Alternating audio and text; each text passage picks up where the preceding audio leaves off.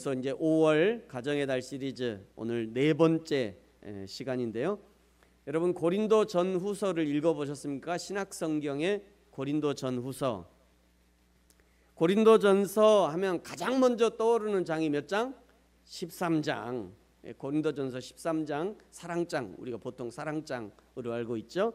고린도전서 13장에 보니까 사랑은 오래 참고, 사랑은 온유하며 시기하지 아니하며, 사랑은 자랑하지 아니하고, 사랑은 교만하지 아니하고, 이런 얘기가 계속 이어지는 거죠. 그러면서 13절에 그런즉 믿음, 소망, 사랑 이 세 가지는 항상 있을 것인데 그 중에 제일은 뭐다? 사랑이다. 그래서 이 고린도 13장 사랑장 이렇게 알고 있고요. 고린도전서 13장 하는데 12장은 그럼 무슨 장이죠? 12장은 은사장, 보통 이렇게 알고 있죠. 은사장. 그래서 4절부터 보면 은사는 여러 가지 있으나 성령은 같고, 직분은 여러 가지 있으나 주는 같으며, 11절에 보니까 이 모든 일은 같은 한 성령이 행하사 그의 뜻대로 각 사람에게 나누어 주는 것이다. 고린도전서 12장과 13장은 저와 여러분이 어려서부터 많이 배워서 기본적인 지식이 아닐까 생각합니다. 여러분, 그런데 고린도전서를 이해하기 위한 매우 중요한 전제가 있다는 것을 기억해야 됩니다. 그것이 고린도전서 1장 11절과 12절 말씀이에요. 여러분 같이 한번 읽어볼까요? 시작. 내 형제들아, 글로의 지편으로 너희에게 대한 말이 내게 들리니. 이 얘기는 무슨 얘기예요? 바울이 지금 보고를 들었다는 얘기예요. 바울이 글로의 지편으로, 글로의 집에 있던 사람들이 내게 와가지고 너희들에 관한 얘기를 내가 지금 보고를 받았다. 그런데 어떤 보고였냐면 너희 가운데 분쟁이 있다는 것이다. 고린도 교회 안에 분쟁이 있다는 거예요. 그러면서 12절에 보니까요, 내가 이것을 말하거니와 너희가 각각 이르되, 뭐라고 얘기하냐면 그 안에서 편을 나눠갖고요, 그 안에서 뭐라고 하냐면 나는 바울 편이요, 나는 아볼로 편이요, 나는 베드로 편이요, 또 어떤 사람 나는 그리스도 편이다. 이러면서 서로 편을 나눈 거예요. 여러분, 교회에 파벌이 있고 분쟁이 있는 것만 해도 매우 심각한 일이죠. 나는 목사님 편이야, 나는 장로님 편이야, 나는 권사님 편이야, 나는 집사님 편이야, 나는 집사님하고 맞는 것 같아, 나는 권사님하고 맞아, 나는 목사님하고 맞아. 이렇게 서로 지금 편이 갈라져 있는 겁니다. 그런데 이렇게 나눠져서 싸우는 고린도 교회의 그 수준이 어느 정도 수준이냐? 3장 1절 이하에 보면요, 바울이 이렇게 얘기해요. 그 수준이, 형제들아, 내가 신령한 자를 대함같이 너희에게 말할 수 없어서 육신에 속한 자 곧 그리스도 안에서 어린아이들을 대함과 같이 내가 너희를 대한다. 내가 너희를 젖으로 먹이고 밥으로 먹이지 아니하였노니 이는 너희가 감당하지 못하였음이거니와 지금도 못할 거야. 한마디로 지금 고린도 교회의 수준은 아직 어머니의 젖을 빨고 있는 어린아이와 같은 수준이라는 거예요. 고린도 교회의 수준이. 싸워도 고상하게 고차원적인 싸움을 하는 것이 아니라 어린아이 수준의 싸움을 하는 거예요. 어린아이 수준에서. 그러면서 바울이 고린도 교회와 성도들을 이렇게 평가해요. 3절에 보니까 이렇게 같이 한번 읽을까요? 시작. 너희는 아직도 육신에 속한 자로다. 너희 가운데 시기와 분쟁이 있으니 어찌 육신에 속하여 사람을 따라 행함이 아니리요. 분명 몸은 교회에 있습니다. 입으로는 예수 그리스도를 말해요. 하나님 나라와 교회를 말하지만 그러나 그들은 여전히 육신에 속해 있대요. 시기와 분쟁이 있는 것을 보니 육신에 속한 것이 분명하다, 이 얘기를 하고 있는 겁니다. 여러분, 이제 이 정도면 사도 바울이 어떻게 고린도 교회를 대해야 하는지 감이 올 것입니다. 고차원적인 이야기를 할 수 없어요. 복잡한 신학적 이야기를 풀어놓을 수 없는 거예요. 여러분에게 제가 한번 질문 한번 해볼까요? 밖에서 하는 자원봉사 있죠. 봉사, 섬김, 봉사. 밖에서 하는 거 말고요, 교회 안에서도 있잖아요. 성도들이 섬기고 봉사하는 거 있죠. 교회 안에도. 여러분, 이 교회 안에서, 밖에서 말고요, 교회 안에서 섬기고 봉사하는 것은 아무나 할 수 있습니까? 아니면 어느 정도 신앙이 성장해야 됩니까? 그렇지. 나는 우리 시연이의 수준이 정말 대박이야. 예. 여러분 한번 대답해 보세요. 여러분도 교회 안에서 섬김과 봉사는 아무나 교회에 들어오면 일단 막 시키고, 일단 찬양대 시키고, 성가대 시키고, 막 교회 안에서 일단 해, 일단 이렇게 해도 되는 거예요? 아니면 어떤 신앙의 수준이 있어야 그게 감당이 되는 거예요? 수준이 있어야 되는 거예요. 그 수준이 있어야 돼요. 교회에 오시는 성도들 보면요, 이미 좋은 은사와 재능을 가지고 교회에 들어오는 분들이 많이 있어요. 어떤 사람은 노래를 잘합니다. 어떤 사람은 악기를 잘 다뤄요. 어떤 사람은 가르치는 은사가 있어요. 어떤 사람은 손재주가 있어서 맡겨만 주면 뭐든지 다 만들어내. 음식도 얼마나 잘하는지 몰라. 그럼에도 불구하고 그런 모든 사람에게 교회의 봉사를 시키고 맡길 수 없는 이유가 있어요. 그것이 뭐냐면 교회의 봉사는 일반 사회의 자원봉사와 다르기 때문이에요. 기본적으로 창조주 하나님에 대한 사랑과 이해가 있어야 됩니다. 하나님에 대한. 하나님을 알지 못하는데 어떻게 봉사를 하겠어요? 두 번째, 사람에 대한 이해와 사랑이 있어야 돼요. 그래서 사도 바울이 고린도전서 12장의 은사장, 13장의 사랑장, 14장에는 그 은사를 어떻게 사용할 것인가를 쭉 말씀하다가 마지막에 이렇게 결론을 내려요. 여러분 40절 같이 읽어볼까요? 시작. 모든 것을 품위 있게 하고 질서 있게 하라. 아멘. 여러분 여기 품위 있게라고 하는 이 단어는 헬라어로요, 유스케모노스라는 단어예요. 유스케모노스. 저도 잘 몰라요. 저 공부 안 해서, 헬라어 공부 안 해갖고 저 잘 모르는데 찾아보면 요즘은 다 나와요. 다. 이 품위 있게, 이게 무슨 얘기냐면 유스케모노스라는 단어인데요, 이 단어는 어떤 뜻이냐면 예의 있게, 예의 바르게, 점잖게, 정직하게, 이런 의미예요. 적어도 교회에서 하나님의 일을 하고 봉사를 하고 섬기는 일을 할 때는 품위 있게 하라는 거예요. 정직하게 하라는 겁니다. 점잖게 하래요. 점잖게, 질서 있게 하래요. 교회에서 봉사할 때 그렇게 하랍니다. 여러분 왜 그럴까요? 왜 품위 있게 하지 않고 질서 있게 하지 않으면, 왜 그러냐면 이 품위를 잃어버리고 질서를 잃어버리면 교회가 돗대기 시장처럼 되어버려요. 정작 교회가 해야 될 사명을 잃어버리고 사단 마귀의 좋은 밥이 되는 경우가 많기 때문에 사도 바울이 권면하는 겁니다. 모든 것을 품위 있게 해라. 그리고 질서 있게 해라. 품위 있게 하라고, 질서 있게 하라고요. 질서. 또 한 가지 질문해 볼까요? 시연이가 또 맞출 것 같은데. 또 한 가지. 여러분 고린도전서 13장이 사랑장이잖아요. 사랑장인데 여러분 사랑이라는 것은, 사랑이란 인생과 신앙의 최고봉, 인생과 신앙의 정수입니까? 아니면 사랑은 아주 인간 감정의 기초입니까? 또 맞췄네. 여러분도 대답해 보세요. 사랑이란 무엇이죠? 인생과 신앙의 정수입니까? 아니면 초보적 인간 감정의 기초입니까? 여러분 대답해 보세요. 그렇죠. 네. 인생과 신앙의 정수, 인생과 신앙의 최고봉, 그거를 사랑이라고 하는 거예요. 그래서 하나님 자신을 소개할 때 하나님은 뭐다? 사랑이다, 이렇게 표현하잖아요. 하나님은 사랑이다. 그런데 고린도 교회의 수준을 생각해 보세요. 아직 신앙의 초보예요. 아직 신앙의 젖먹이와 같은 고린도 교회예요.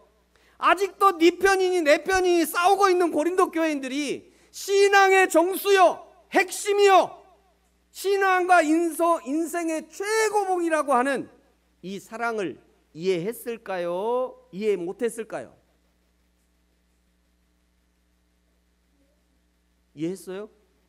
고린도 교회 애기들이라니까.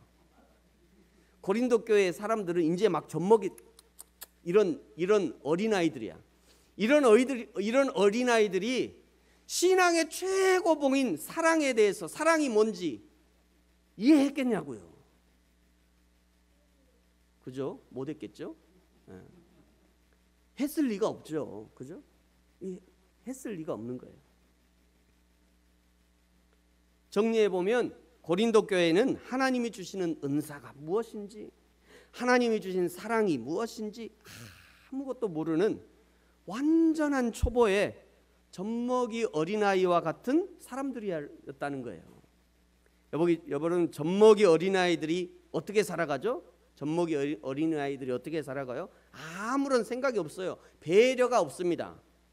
엄마가 피곤하든지 바쁘든지 상관없이 배고프면 울고, 본능에 아주 충실해요. 배고프면 울고, 마려우면 싸고, 엄마가 지금 잠을 자든지 상관없이, 엄마가 아파도 상관없이, 그 엄마가 병원에 입원해도 그 입원한 그 병원에 올라가서 그 병실에 올라가서 거기서도 울고 젖달라고 그러고, 아주 본능에 충실해요. 어린이들은.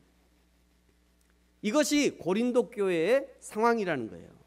여러분, 이런 기본적인 고린도 교회와 그 고린도 교회 성도들에 대한 기본적인 이해를 전제해야 드디어 고린도 전후서를 이해할 수 있는 겁니다.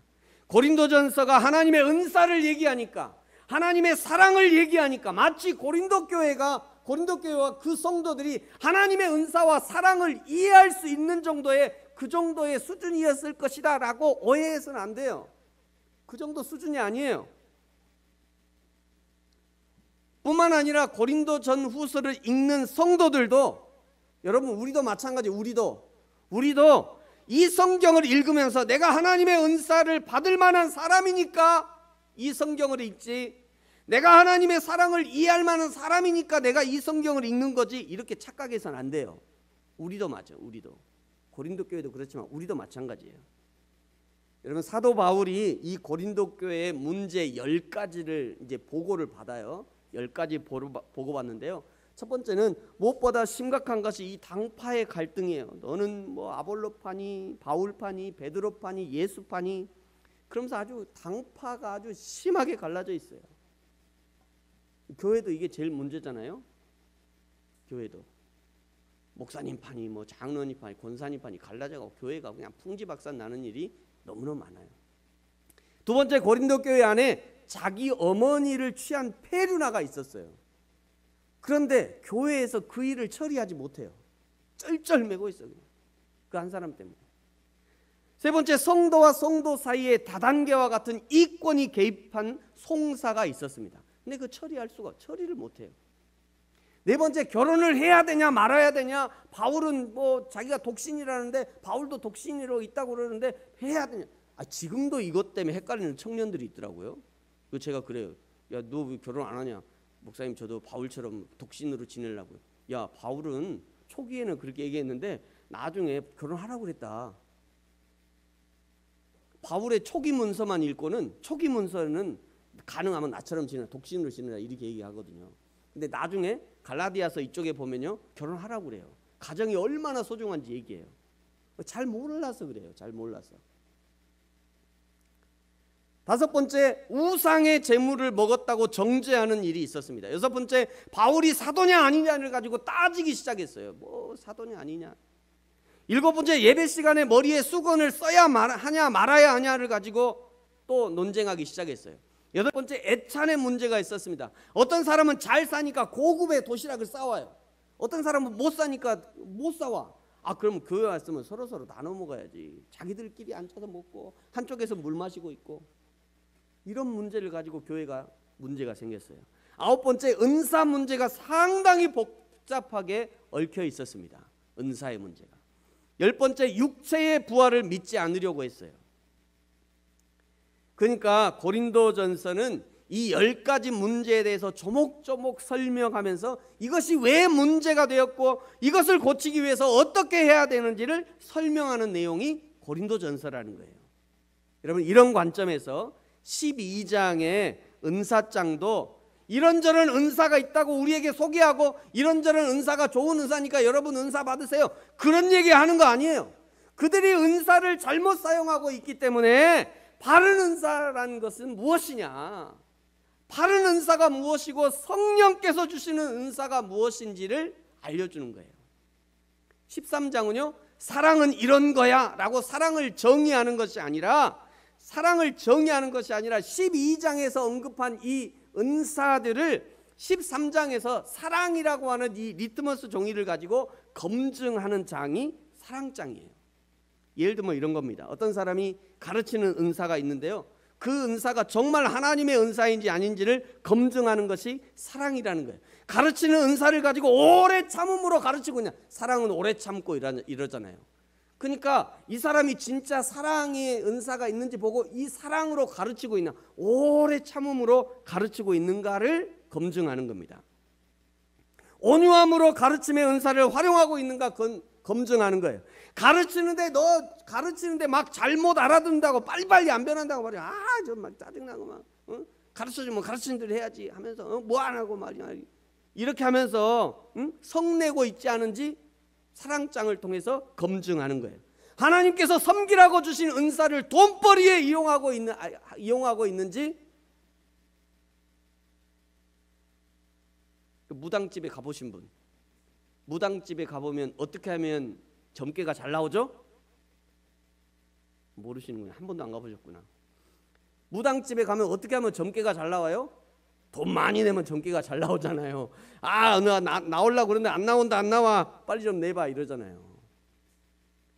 하나님의 은사를 가지고 돈 많이 낸 사람에게는 좋은 말 막 팡팡팡 해주고, 돈 없는 사람 보면 그냥 저 사람 안 왔으면 좋겠구만 막 이렇게 하고 있어. 그거 하나님 은사 아니라는 거예요. 그거 아니라는 거예요.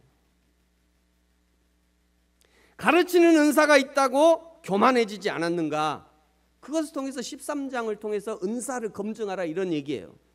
13장의 사랑이라는 시험지를 대보면 12장의 은사들이 하나님이 주신 은사로 하나님을 위해 사용하고 있는지, 악한 사단 마귀의 은사로 사단 마귀를 좋게 하는 은사인지 드러나게 된다는 거예요. 그 중에 오늘 3장에서는요, 이 고린도전서 3장에서는 두 가지 일에 대해서 얘기합니다. 6절과 7절 같이 한번 읽어볼까요? 시작. 나는 심었고 아볼로는 물을 주었으되 오직 하나님께서 자라나게 하셨나니, 그런즉 심는 이나 물 주는 이는 아무것도 아니로되 오직 자라게 하는 이는 하나님뿐이니라. 아멘. 사역자들이 하는 일은 그저 씨앗을 심고 물을 주는 일이라면, 하나님은 하나님의 일은 생명을 자라나게 하는 거라는 거예요. 그러니 사역자에게 집중하지 말고 하나님께 집중하라는 거예요. 나는 바울에게 속했느니, 나는 아볼로에게 속했느니 그런 얘기하지 말고 여호와 하나님이 너희를 자라게 하셨으니 그 하나님께 집중해라, 이런 얘기를 하고 있는 겁니다. 목사님이 이렇게 말하고 사역자가 저렇게 말해서 내가 이렇게 저렇게 했다, 중요하지 않다는 거예요. 하나님이 어떻게 말씀하셨는가, 성경이 어떻게 말씀하셨는가, 그것이 중요하다는 거예요. 저와 여러분이 하나님 앞에 가면요, 야, 너 이리 와봐. 하나님의 백보자 앞에 우리 심판할 거예요. 너 그때 왜 그렇게 했어? 하나님이 이렇게 물어볼 거예요. 너 왜 그렇게 했어? 그럼 그때 우리 목사님이 그렇게 하라고 그러던데요? 아니 집사님이 그렇게 가르쳐요. 장로님이 그렇게 하라고 그랬어요. 야, 나는 그렇게 얘기 안 했다. 그러면 어떻게 할 거예요 그때?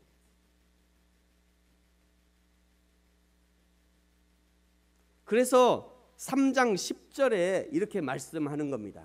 우리 3장 10절 같이 읽어볼까요? 시작.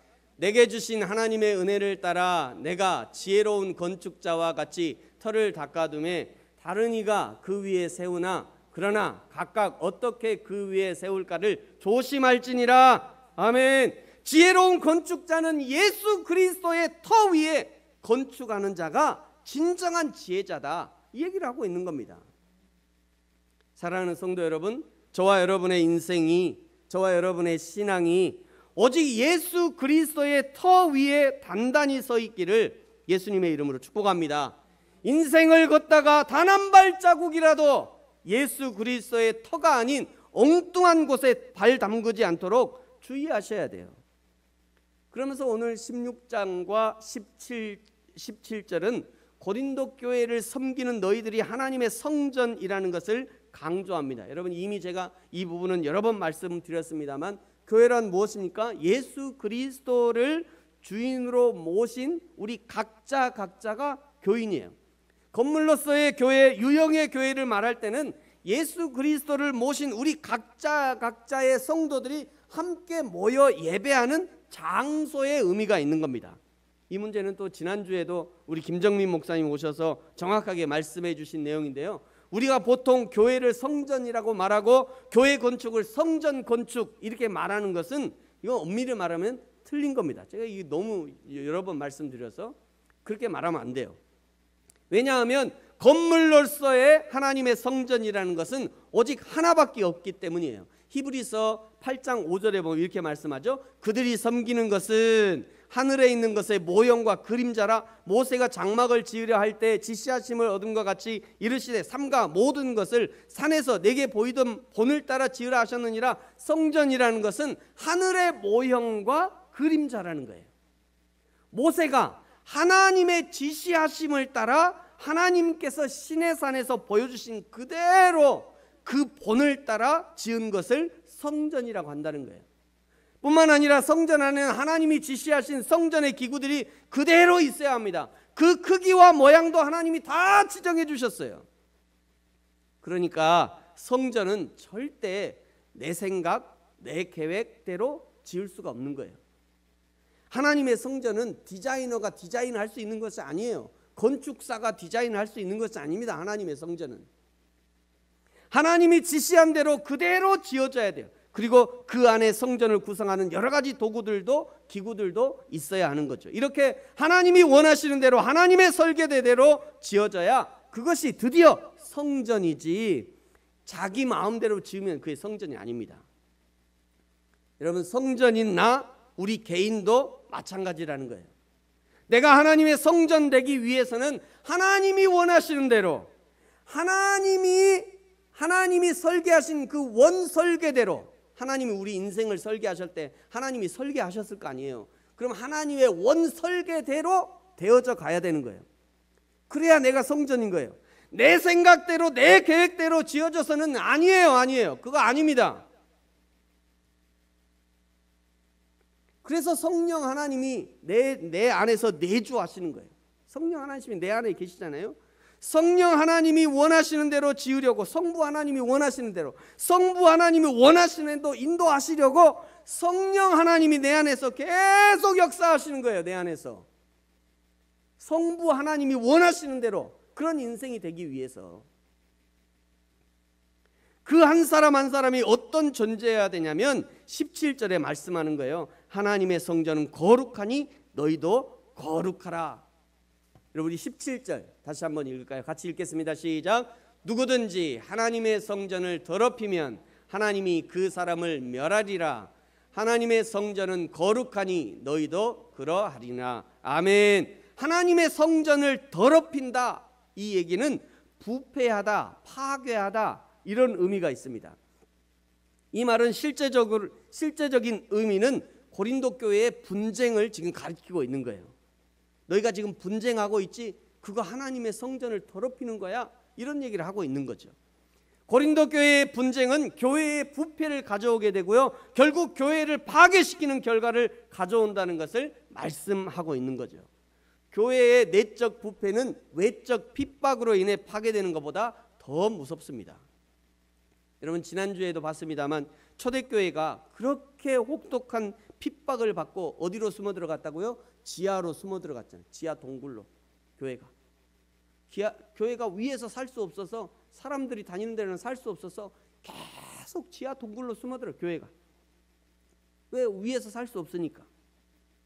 그런데 오히려 저 지하 무덤 속에서 그들의 신앙은 더 단단해질 수 있었던 것은 그것이 외적 핍박이었기 때문이에요. 그러나 정작 외적 핍박이 없었던 중세시대를 거치면서 기독교의 힘은 세지고 전 세계를 지배할 만한 그런 권력이 있었지만, 그러나 급속도로 기독교는 타락하게 됩니다. 아무도 기독교의 절대 권력 앞에 비판하지 못하게 합니다. 이의를 제기하지 못하게 합니다. 그래서 내적으로 부패가 심하게 되는 거예요. 결국 타락하게 되는 거죠. 지금도 사단은요, 어떻게 하면 교회 내에서 이 거룩성을 훼손시킬까 틈을 노리고 있어요. 그중에 사단이 가장 잘 사용하고 있고 가장 효과를 보고 있는 전략 중에 하나가 바쁘게 하는 겁니다. 바쁘게. 목회자들이요 얼마나 바쁜지 몰라요. 목회자들 바쁩니다. 저도 바쁘긴 합니다만 그나마 개척교회니까 감사하죠. 목회자들 바쁘게 해요. 초대교회 지도자들은 기도하는 일과 말씀 사역에 전념하리라고 모든 바쁜 일을 내려놓았는데 저를 포함해서요 지금의 목회자들은 너무나 많은 일들 때문에 오히려 기도하는 일과 말씀 사역을 멀어지게 하는 거죠. 성도들도 마찬가지입니다. 신혼 때는 먹고 살려고 바쁘고요, 집장만 하느라고 바쁘고, 아이가 태어나면 아이들 돌보느라고 바쁘고, 초등학교, 중고등학교, 대학까지 취업까지 따라다니면서 뒷바라지 하느라고 바빠요. 정작 하나님의 나라와 교회를 위해서, 자신의 영혼을 위해서 투자할 시간이 없어요. 하나님과 잠잠하게 대면할 시간이 없어진다는 거예요. 사랑하는 성도 여러분, 하나님 앞에서 잠잠히 나 자신의 거룩함을 유지하시기 바랍니다. 하나님 앞에 잠잠히. 성전된 나 자신이 더러운 바이러스에 감염되고 더럽혀지지 않도록 요즘 사회에서 사회적 거리두기 하고 있잖아요.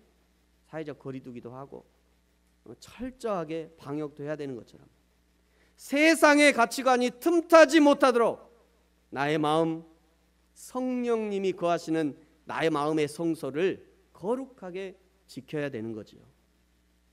그럼 어떻게 내 마음의 성소를 거룩하게 지킬 수 있습니까? 오직 성령께서 우리를 거룩하게 하시는 겁니다. 내가 할 수 없어요. 어제 지난주에 그 김정민 목사님 얘기하잖아요. 성경의 명령형은 다 인간이 할 수 없는 거다.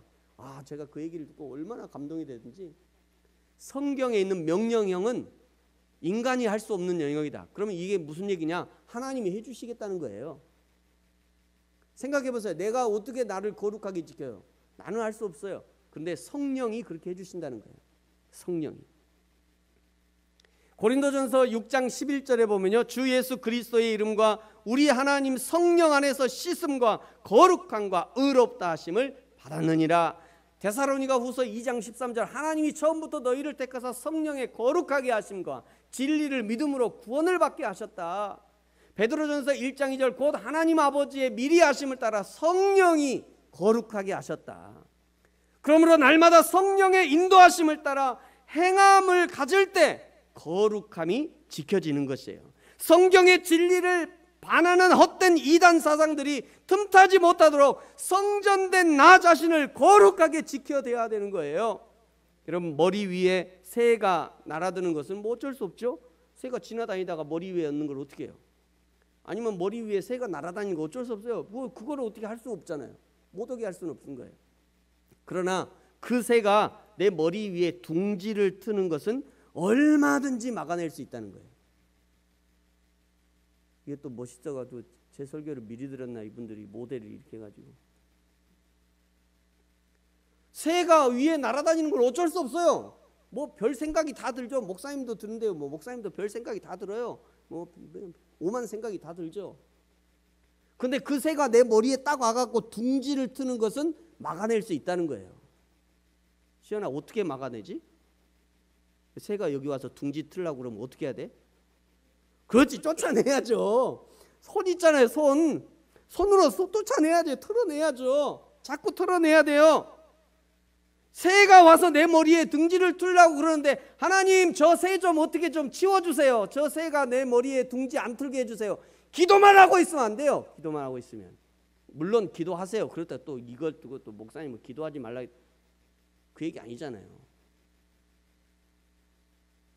기도해야죠, 당연히. 근데 그 다음에 할 것이 있다는 거예요. 새가 와서 내 머리에 둥지를 틀라고 할 때 기도만 하지 말고 손을 쓰세요. 새를 날려보내야죠. 발을 쓰세요, 발을. 자꾸 새가 오려고 그러면 피해야죠, 다른 데로. 그거를 하라는 거예요, 그거를. 그래서 계속해서 나 자신의 거룩을 유지할 수 있도록 해야 되는 거예요. 그래서 사도 바울은 고린도 교회를 향한 향해서 누구든지 하나님의 성전을 더럽게 하면 하나님이 그 사람을 멸하실 거야. 멸하시리라 이러잖아요. 하나님이 그 사람을 멸한대. 그럼 생각해 보세요. 하나님께 책임이 있으면 나를 멸할 일이 없잖아요. 하나님이 책임인데, 그죠? 하나님이 책임이 있으면 하나님이 나를 멸하실 일이 없어. 근데 그 사람을 멸한다 이 얘기는 너 책임이 네가 있다 이런 얘기거든요. 그렇잖아요.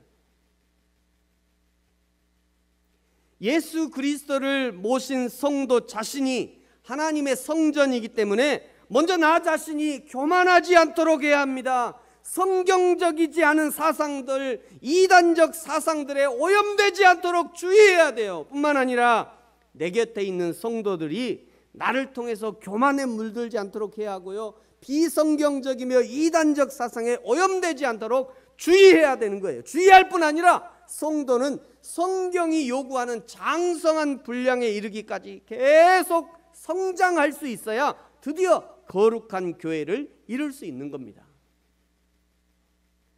사랑하는 성도 여러분, 예수 그리스도를 믿어 날마다 순종함으로 거룩을 이루어가는 성도들이 함께 모여 예배하고 함께 하나님 나라를 확장해 가고 여전히 하나님의 구원을 알지 못하고 누리지 못하는 사람들을 구원으로 인도하는 것, 그것이 곧 거룩한 교회이며 교회의 사명이고 그것이 곧 성도들의 사명인 것이에요. 저와 여러분, 거룩한 교회 된 우리를 향해서 거룩을 명령하시고 성령께서 함께 하심으로 거룩에 이르게 하시는 성령님의 인도하심에 순종함으로 이 거룩의 사명을 잘 감당하는 저와 여러분이 되어지기를 예수님의 이름으로 축복합니다. 기도하겠습니다.